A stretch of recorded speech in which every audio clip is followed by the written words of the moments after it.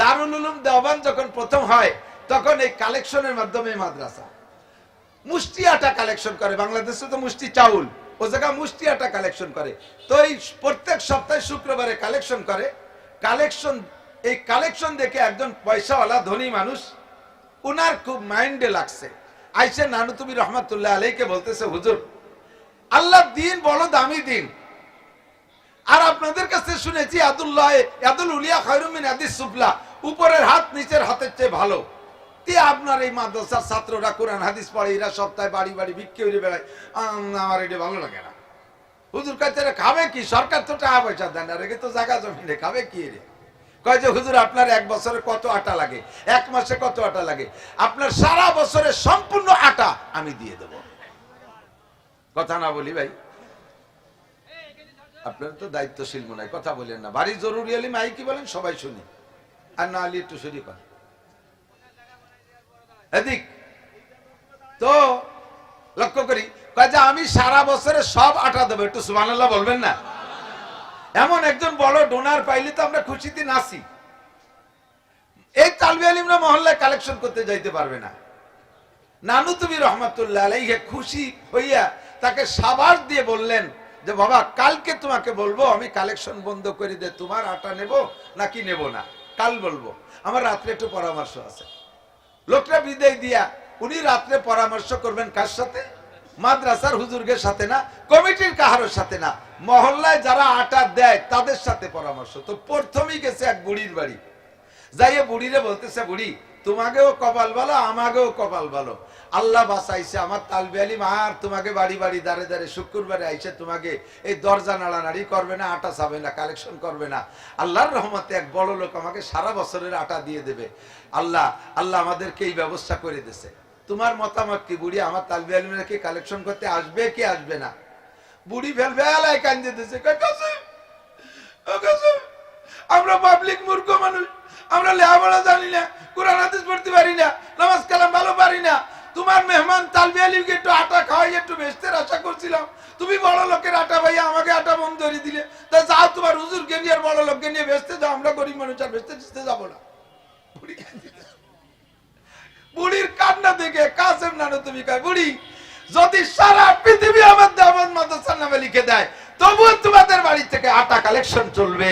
এই কালেকশনের মাধ্যমে এলাকার গরিব মানুষ, সাধারণ মানুষ, পাবলিক মানুষ এরা কিছু কিছু দিয়া উলামায়ে কেরামের সাথে সম্পর্ক রাখে, একদিন এগুলো কাজে লাগবে ইনশাআল্লাহ। কথা বলেন ঠিক ঠিক না? ঐতিহ্যবাহী আরামবাগ জামে মসজিদ কমিটি কর্তৃক আয়োজিত বাৎসরিক নুরানি কুরআনী মাহফিলের সম্মানিত সভাপতি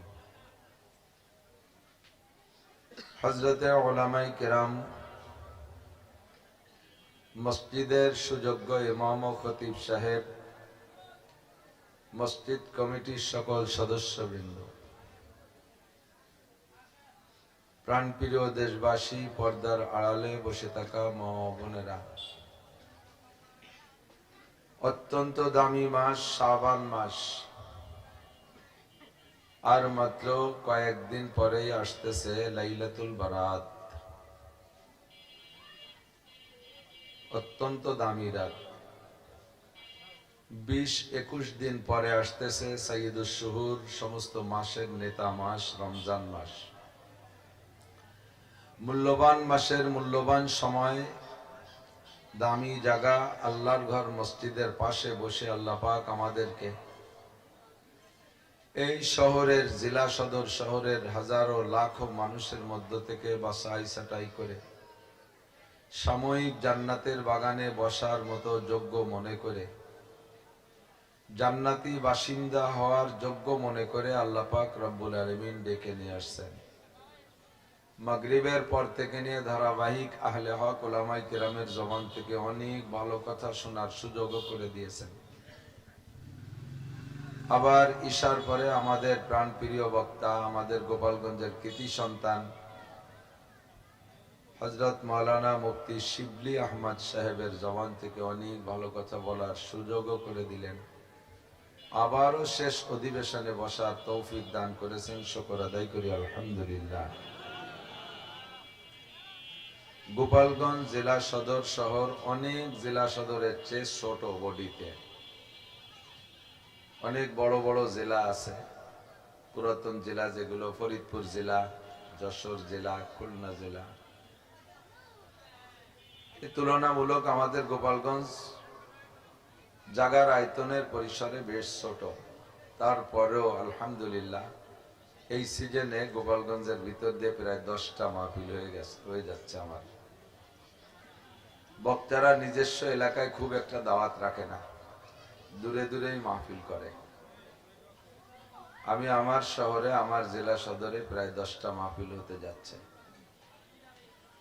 তো সব জায়গার শ্রোতাই সব জায়গা ঘোরাফেরা করে। শ্রোতাদের ভিতরে 3 শ্রেণী আছে, টাটকা শ্রোতা, আটকা শ্রোতা আর ফটকা শ্রোতা।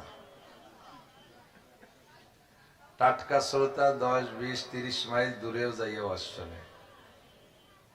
আটকা শ্রোতা আশেপাশে কোথাও যায় না, মহল্লায় মাহফিল না গেলি মহিলারা কি কয়, ঠেলে ধাক্কায় বিটিরা পাঠায়, ধরা পড়ে গেছে, আটকা খেয়ে গেছে, তাই একটু ওয়াজ শুনতে আসে।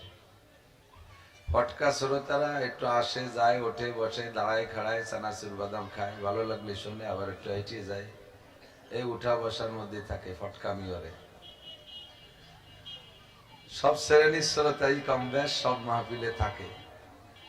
যারা দাঁড়িয়ে আছেন তারা একটু টাটকা হওয়ার অনুরোধ করতেছি।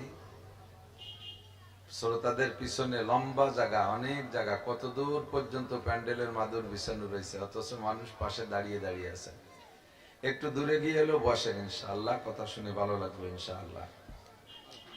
আল্লাহ তাআলা আমাদের সকলকে দিনের জন্য কবুল করে নেন, সবাই বলে আমিন।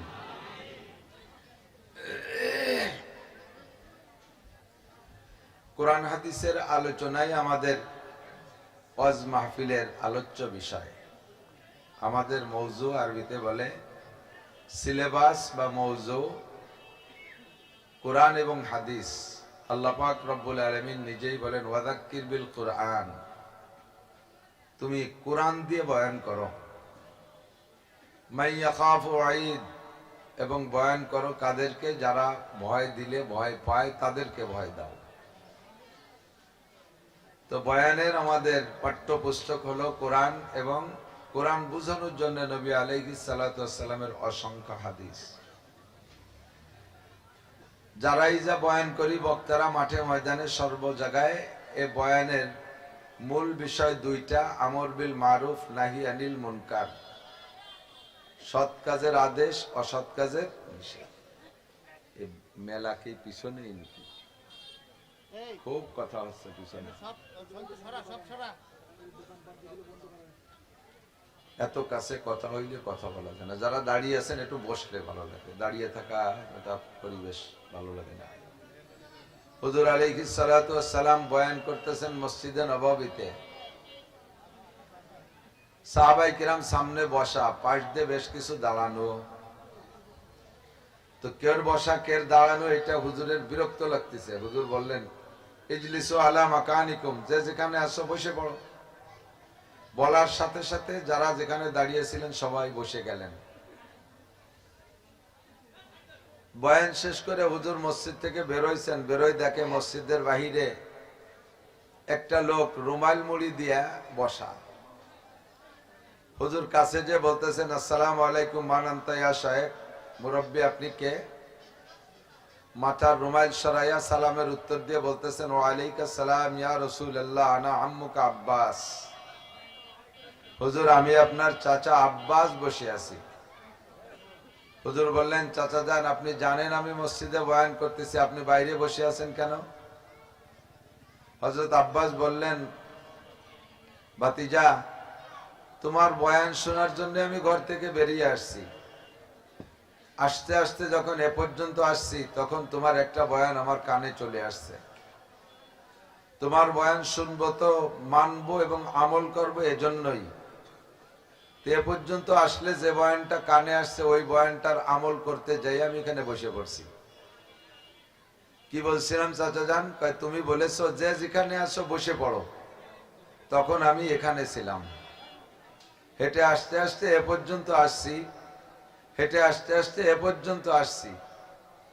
আর এর মধ্যে তুমি বললে যে যে যেখানে আসো বসে পড়ো। তখন আমি বললাম আব্বাস, নবীর রস শুনবা তো আমল করার জন্য, তো যে ওয়াজটা কানে এসছে ওইটার আমল আপাতত হয়ে যাক। এই জন্য আমি সঙ্গে সঙ্গে বসে পড়ছি, আর এক কদমও সামনে বাড়ি নেই। কন্যা সুবহানাল্লাহ। তা আমাকে আমি বললাম যে আর এক কদমও বাড়া ঠিক হবে না, নবী বসতে বলছে, আর এক সেকেন্ডও দাঁড়ায় থাকা ঠিক হবে না, তাই বসে পড়ছি। হুজুর আলাইহিস সালাতু ওয়াস সালাম বুকের সাথে জড়িয়ে ধরে বললেন, মান তাশাব্বাহা বিকওমিন ফাহুয়া মিনহুম, যার সাথে যার মিল হবে তার সাথে তার হাসর হবে। আমার চাচাজান আব্বাস জান্নাতি। যারা আব্বাসের এই আমলের মতো আমল করবে, আমলের সাথে মিল করবে, মোমেন যদি হয়, ইমানদার যদি হয়, তাহলে আমার আব্বাসের সাথে জান্নাতি হবে। যারা দাঁড়িয়ে আছেন তারা যদি হযরত আব্বাস রাদিয়াল্লাহু তাআলা আনহুর সাথে জান্নাতি হওয়া পছন্দ করেন, তাহলে পিছে জায়গা আছে, গিয়ে একটু বসে পড়েন। আর বসতে বললে বসতো না যারা, আবু জাহেল, আবু লাহাব, উতবা, সাইবা, ওলীদ ইবনে মুগিরা, আন্তর্জাতিক খ্যাতি সম্পন্ন কাফের, একে বসতে বললেও বসতো না। তো যদি তাদের সাথে আর নিয়ে থাকে তাহলে দাঁড়ায় থাকে। আবার অনেকে আছে দাঁড়ায় দাঁড়ায় ওয়াজ শুনতে পছন্দ করে, বসতে ভালো লাগে না। যদি জোর করে এই কায়দা বায়দারে বসতে কয়, তাহলে কয় চল যাই, হবে না শোনা। কেন্নর মতো, কেন্ন চেনেন না? ওই লম্বা লম্বা পোকা ধীরে ধীরে হাঁটে, ওর গতি মতো হাঁটতেই থাকে। ওরে যদি একটু ঠেলা দেন যে আর একটু জোরে হাঁটো, গুছাই কুড়ায় পড়ে, একটু হাঁটবো না পারলি হাঁটা।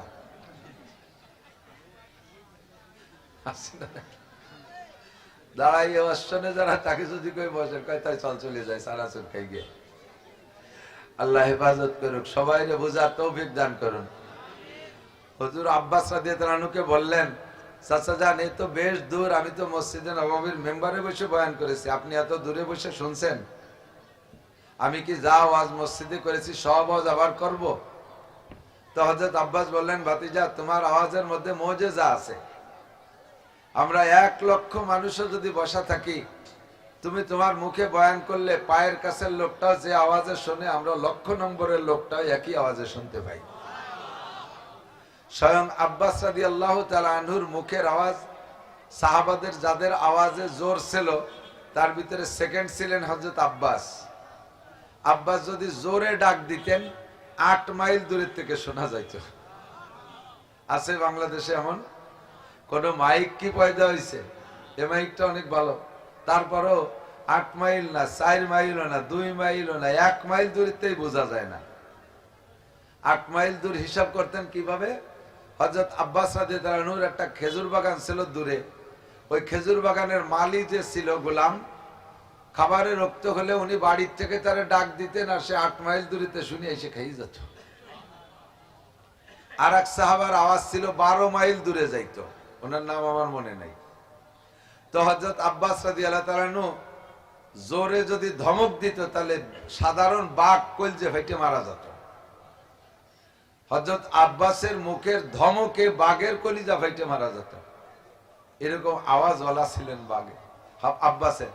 তো একজন কয় যে বাঘে, উনার ধমকে যদি বাঘের কলিজা ফেটে মারা যায়, তো উনি যে ছাগল রেহে বেড়াতে, তা উনার ধমকে ছাগল মরি যেত। আব্বাসের ওয়াজ শুনতে শুনতে, আওয়াজ শুনতে শুনতে অভ্যাস হয়ে গেছে, এই জন্য তাকে কোনো অসুবিধা হয়তো না। তো হুজুর বলেন, মান তাশাব্বাহা বিকওমিন ফাহুয়া মিনহুম, যার সাথে যার মিল হবে তার সাথে তার হাসর হবে।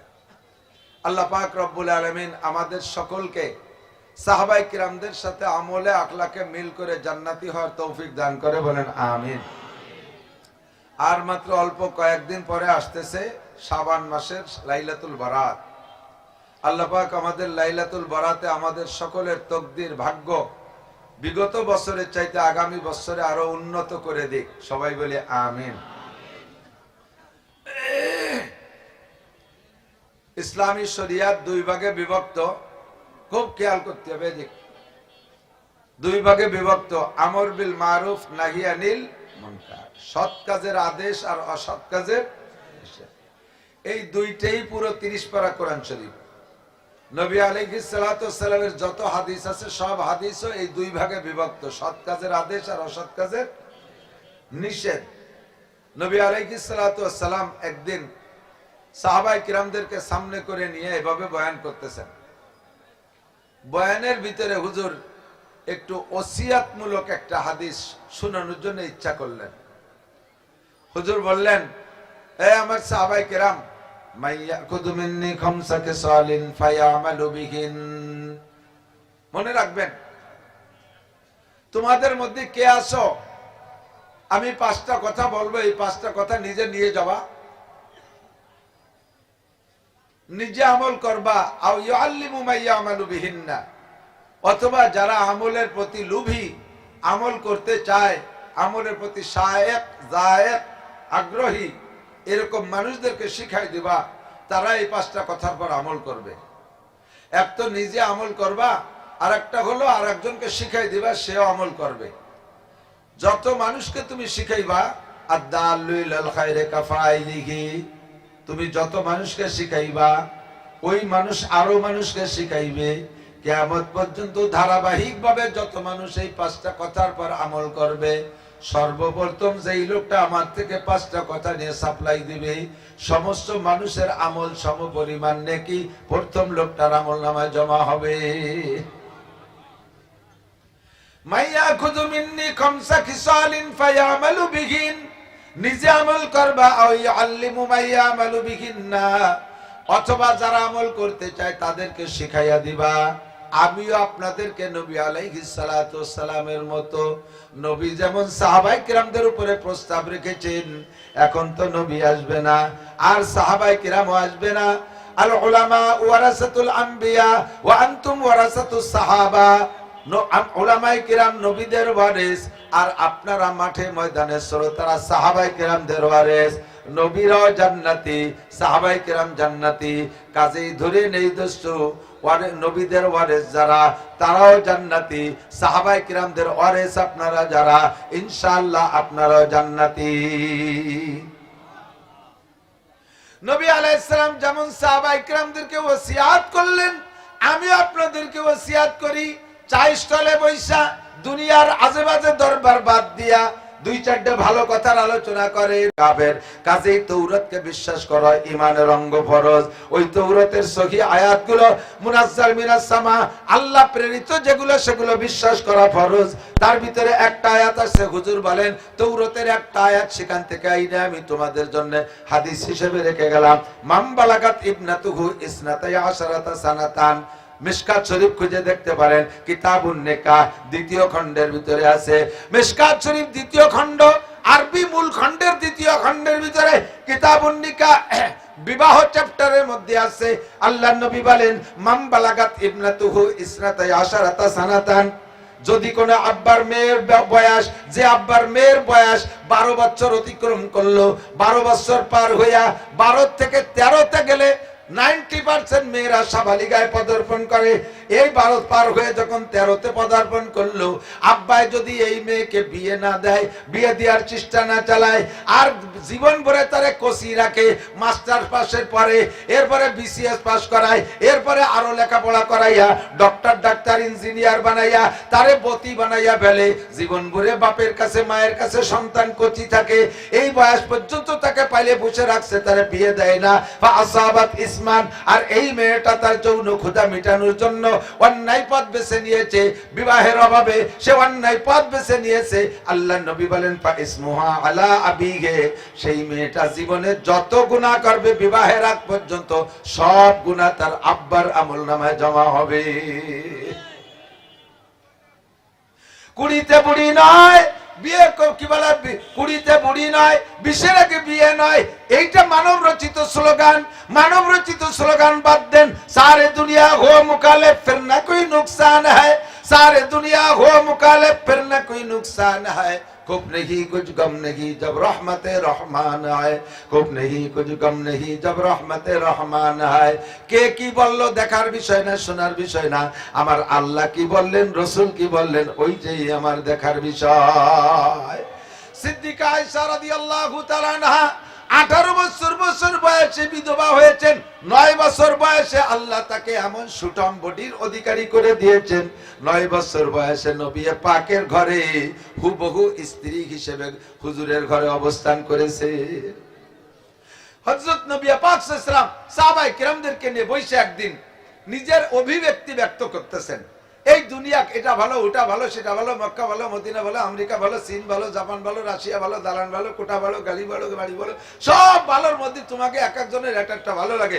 হুব্বিবা ইলাইয়া মিন দুনিয়াকুম সালাস, এই দুনিয়ার কিচ্ছু আমার ভালো লাগে না, আমার মাত্র তিনটে জিনিস ভালো লাগে। কয়টা? হুজুর কা আমার তিনটে জিনিস ভালো লাগে। এক নম্বরে আত্মীব, সুগন্ধি ভালো লাগে, আতর ভালো লাগে, আত্মীব আমার ভালো লাগে। দুই নম্বরে আলমার আত, নারী জাতি আমার ভালো লাগে, নারী জাতি আমার ভালো লাগে। এদিক তাকান, নারী জাতি আমার ভালো লাগে। এর মানে হলো মাকে মা হিসেবে ভালো লাগে, দাদিকে দাদি হিসেবে ভালো লাগে, নানিকে নানি হিসেবে ভালো লাগে, বোনকে বোন হিসেবে ভালো লাগে, স্ত্রীকে স্ত্রী হিসেবে ভালো লাগে, মেয়েকে মেয়ে হিসেবে ভালো লাগে। নারীরা অসহায়, নারীরা দুর্বল, নারীরা অসহায়, নারীরা দুর্বল। এই জন্য আমি নারী জাতির পক্ষে নারী আমার ভালো লাগে। তিন নম্বরে ওয়া কুররাতু আইনি ফিস সালাত, আমার নামাজ ভালো লাগে। নামাজের মধ্যে দাঁড়াইলে আমার দিলটা ঠান্ডা হয়ে যায়, কলিজাটা শীতল হয়ে যায়। নামাজে দাঁড়াইলে চক্ষু ঠান্ডা হয়ে যায়, আমার নামাজ ভালো লাগে। তিনটে জিনিস ভালো লাগে। হুজুর এই বক্তব্যটা যেদিন দিয়েছিলেন ওই দিন হুজুরের ঘরে স্ত্রী নাই। এর কয়েকদিন কিছুদিন আগে খাদিজাতুল কুবরার ইন্তেকাল। হুজুরের স্ত্রী নাই, স্ত্রী শূন্য অবস্থায় ব্যক্ত করলেন আমার নারী জাতি ভালো লাগে। অন্য যারা আছে তাদেরকে তো তাদের কায়দায় ভালো লাগে, কিন্তু স্ত্রী ভালো লাগে, সেই স্ত্রী তো ঘরে নাই। ফাকামা আবু বকর, আবু বকর দাঁড়িয়ে গেলেন। ফাকালা সাদাকতা ইয়া রাসূলুল্লাহ, সত্য কথা বলেছেন আল্লাহর নবী। আপনার মধ্যে তিনটে গুণ আমরা সর্ব অবস্থায় দেখে আসছি, উপলব্ধি করেছি। আপনার মধ্যে তিনটে গুণ আছে। ওয়া হুব্বিবা ইলাইয়া মিনাদ দুনিয়া সালাস, আমারও দুনিয়ায় তিনটে জিনিস ভালো লাগে। আবু বকর কয় আমারও তিনটে জিনিস ভালো লাগে। বলো আবু বকর কি? কয় এক নম্বরে নাজরু ইলা ওয়াজহিকা, আপনার নূরানি চেহারার দিকে তাকায় থাকতে মনে চায়। আপনার নূরানি চেহারার দিকে তাকাইলে ক্ষুধা থাকে না, পিপাসা থাকে না, টেনশন থাকে না, দুশ্চিন্তা থাকে না, ভয়ও থাকে না, দুনিয়ার কোনো কিছু থাকে না। যদি আপনি বসে থাকতে পারেন, আমি বছরের পর বছর রোজা রাখতে পারি, সওমে বিশাল করতে পারি, আমার খানার কোনো চাহিদা থাকে না। আপনার নূরানি চেহারা থেকে আমার পেটের মধ্যে খাদ্য আসে, আমি একটানা আপনার দিকে তাকায় থাকতে পারি। আর নাজরু ইলা ওয়াজহিকা, দুই নম্বরে ওয়া ইনফাকু মালি আলা আমরিকা, আপনার হুকুমে আমার জীবনের সমস্ত অর্জন, যত ইনকাম করেছি সব ইনকাম আল্লাহর রাস্তায় খরচ করে দিতে ভালো লাগে। আপনি বলবেন যে আবু বকর সব দাও, আমার সব দিতে ভালো লাগে। আপনি না বললে এমনি চাইলেও আমার দিতে ভালো লাগে। আর যদি একবার বলেন সব দাও, সব ভালো লাগে। তবুকের যুদ্ধ, হ্যাঁ মনে রাখেন, তবুকের যুদ্ধে কালেকশন করেছেন আমার উলামায়ে কেরাম, মনে রাখবেন। কালেকশন নবীর সুন্নাত। মসজিদে নববীতে 460 জন সাহাবী লেখাপড়া করতেন, একে বলা হয় আসহাবে সুফফা। এই আসহাবে সুফফার জন্য নবী আলাইহিস সালাতু ওয়াসালাম কালেকশন করতেন সাহাবাদের ভিতরে। মদিনার খেজুরওয়ালাদেরকে, বাগানওয়ালাদেরকে বলতেন প্রত্যেক 10 কান খেজুরের 1 কান খেজুর মসজিদে নববীতে রেখে যাওয়া, আমার এই মাদ্রাসার ছাত্ররা খাবে। তারা তাই খেয়েই লেখাপড়া করেছেন।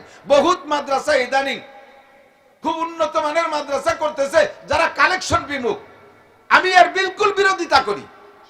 যেই মাদ্রাসার, যে এলাকার মাদ্রাসায় আঞ্চলিক পাবলিকের মধ্যে কালেকশন নাই, সেই এলাকার ওই মাদ্রাসার থেকে পাবলিকের উপকার কম হয়, পাবলিক উপকৃত হতে পারে না। উলামায়ে কেরাম এস্টাবলিশ 4000, 5000, 10000 টাকা ছেলেদের কাছ থেকে নিয়ে বইছে, জায়গায় বসে পড়াচ্ছে, উম্মতের কোনো ফিকির নাই। আর যদি উম্মতের কাছে দোকানে দোকানে, বাড়ি বাড়ি কালেকশন, সদকা ভেতরা, মান্নত খয়রাত, মুষ্টি চাউল, ইটা ওটা কালেকশনের জন্য বারবার যাওয়া আসা হইতো, তাহলে আলেমদের সাথে উলামা, সাধারণ পাবলিকের একটা মুমারাসাত, একটা তালুক, একটা সম্পর্ক হইতো, একটা মিল মুহাব্বত হইতো, উম্মত উপকৃত হতে পারতো বেশি। পাশাপাশি আর একটা বিষয়, কথা হবে না, পাশাপাশি আর একটা বিষয়, দিক থাকেন কথা এসে গেল, আমার মনে আছে, জায়গায় চলে যাবো ইনশাল্লাহ, ভয় নাই। দারুল উলুম দেওবান যখন প্রথম হয়, তখন এই কালেকশনের মাধ্যমে মাদ্রাসা মুষ্টি আটা কালেকশন করে। বাংলাদেশে তো মুষ্টি চাউল, ও জায়গায় মুষ্টি আটা কালেকশন করে। তো এই প্রত্যেক সপ্তাহে শুক্রবারে কালেকশন করে। এই কালেকশন দেখে একজন পয়সাওয়ালা ধনী মানুষ, উনার খুব মাইন্ডে লাগছে। আইসে নানুতুবি রহমাতুল্লাহ আলাইকে বলতেছে, হুজুর আল্লাহর দিন বড় দামি দিন, আর আপনাদের কাছে শুনেছি ইয়াদুল উলিয়া খায়রুম মিন ইয়াদিস সুফলা, উপরের হাত নিচের হাতের চেয়ে ভালো। আপনার এই মাদ্রাসার ছাত্ররা কোরআন হাদিস পড়ে, এরা সপ্তাহে বাড়ি বাড়ি ভিক্ষে হয়ে বেড়ায়, আমার এটা ভালো লাগে না। হুজুর কাছে খাবে কি, সরকার তো টাকা পয়সা দেন না, রেখে তো জায়গা জমিনে খাবে কি রে। কয় যে হুজুর আপনার এক বছরে কত আটা লাগে, এক মাসে কত আটা লাগে, আপনার সারা বছরে সম্পূর্ণ আটা আমি দিয়ে দেব। কথা না বলি ভাই, আপনার তো দায়িত্বশীল মনে হয়, কথা বলেন না। বাড়ি জরুরি হলে মাই কি বলেন সবাই শুনি, আর না হলে একটু শরীর কর এদিক।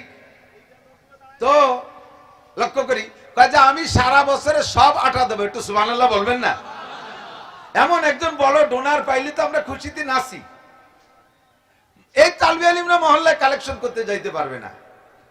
নানু তুমি রহমাতুল্লাহ আলাইহি খুশি হইয়া তাকে সাবাস দিয়ে বললেন যে বাবা কালকে তোমাকে বলবো আমি কালেকশন বন্ধ করে দে, তোমার আটা নেব নাকি নেব না কাল বলবো, আমার রাত্রে একটু পরামর্শ আছে। লোকটা বিদায় দিয়া উনি রাত্রে পরামর্শ করবেন কার সাথে? মাদ্রাসার হুজুরদের সাথে না, কমিটির কাহারোর সাথে না, মহল্লায় যারা আটা দেয় তাদের সাথে পরামর্শ। তো প্রথমেই গেছে এক বুড়ির বাড়ি, যাইয়ে বুড়িরে বলতেছে বুড়ি তোমাকেও কপাল ভালো আমাকেও কপাল ভালো, আল্লাহ বাঁচাইছে আমার তালবি আলিম আর তোমাকে বাড়ি বাড়ি দাঁড়ে দাঁড়ে শুক্রবারে আইসে তোমাকে এই দরজা নাড়ানাড়ি করবে না, আটা চাবে না, কালেকশন করবে না। আল্লাহর রহমতে এক বড় লোক আমাকে সারা বছরের আটা দিয়ে দেবে। আল্লাহ আল্লাহ আমাদেরকে এই ব্যবস্থা করে দিয়েছে। তোমার মতামত কি বুড়ি, আমার তালবি আলিমরা কি কালেকশন করতে আসবে কি আসবে না? বুড়ি ভেলভেলায় কান্দে দিতেছে, আমরা পাবলিক মূর্খ মানুষ, আমরা লেখাপড়া জানি না, কোরআন হাদিস পড়তে পারি না, নামাজ কালাম ভালো পারি না। তোমার মেহমান তালবি আলিমকে একটু আটা খাওয়াই একটু বেচতের আশা করছিলাম, তুমি বড় লোকের আটা ভাইয়া আমাকে আটা বন্ধ করে দিলে। তা যাও তোমার হুজুরকে নিয়ে আর বড় লোককে নিয়ে বেচতে যাও, আমরা গরিব মানুষ আর বেচতে যাবো না। বুড়ির কান্না দেখে কাসেম নানু তুমি কয় বুড়ি যদি সারা পৃথিবী আমার দাওয়াত মাদ্রাসার নামে লিখে দেয় তবুও তোমাদের বাড়ি থেকে আটা কালেকশন চলবে। এই কালেকশনের মাধ্যমে এলাকার গরিব মানুষ, সাধারণ মানুষ, পাবলিক মানুষ এরা কিছু কিছু দিয়া উলামায়ে কেরামের সাথে সম্পর্ক রাখে, একদিন এগুলো কাজে লাগবে ইনশাআল্লাহ। কথা বলেন ঠিক কি ঠিক না?